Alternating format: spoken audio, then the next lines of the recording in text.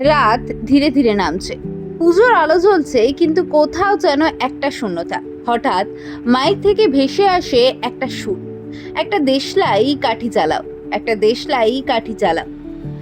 এক মুহূর্তে সময় থেমে যায়। এটা শুধু একটা গান নয়, এটা একটা অনুভূতি, একটা নেশা, যার নাম আশা ভোসলে। ৮০ দশকের এক মফস্বল রাত, কালী পুজোর পরে ঠান্ডা হাওয়া, মাঠের মধ্যে সারা রাতের অনুষ্ঠান। স্টেজে উঠেছে এক শিল্পী, নাম তার মিস লায়লা। কিন্তু গান শুরু হতেই মাঠের মানুষ আর তাকে দেখে না, তারা দেখে পারভিন বাবি, জিনাত আমান আর শোনে আশার কণ্ঠ। রাত বাকি, বাত বাকি, চুরা লিয়া হে তুমনে, ইয়ে মেরা দিল। একটার পর একটা গান, আর প্রতিটা গানে একটা করে নতুন নেশা। বলিউড তখন নায়কদের দুনিয়া, সব গল্প, সব আবেগ পুরুষ কেন্দ্রিক। কিন্তু সেই দুনিয়াতেই একটা কণ্ঠ সব নিয়ম ভেঙে দিল।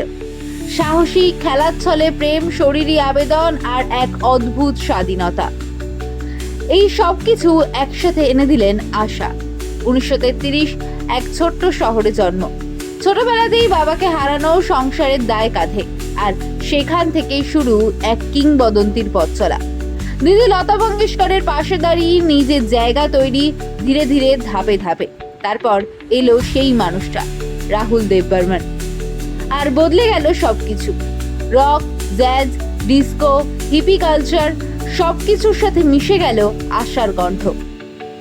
পিয়া তু আব তো আজা, দম মারো দম, এই গানগুলো শুধু হিট নয়, এগুলো এক একটা যুগের সাউন্ড ট্র্যাক।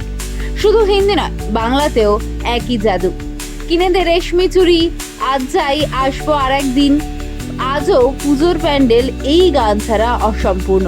কেন পুরনো হয় না এই গানগুলো? কারণ এগুলো শুধু সুর নয়, এগুলো স্মৃতি, এগুলো ভালোবাসা, এগুলো এক অদ্ভুত মোহ। সময় বদলায়, মানুষ বদলায়, প্রজন্ম বদলায়, কিন্তু কিছু কণ্ঠ কখনো হারায় না। আজও কোনো প্যান্ডেলের ভিড়ে কিংবা একা ঘরের অন্ধকারে যখন হঠাৎ ভেসে আসে পিয়া তু আব তো আজা, মানুষ থেমে যায়। কারণ ওই কণ্ঠের মধ্যে লুকিয়ে আছে অসংখ্য অপ্রকাশিত কথা, অসংখ্য না বলা ভালোবাসা। ৯২ বছরের একটা জীবন শেষ হয়ে যেতে পারে, কিন্তু একটা কণ্ঠ, একটা অনুভূতি, সেগুলো কখনো শেষ হয় না।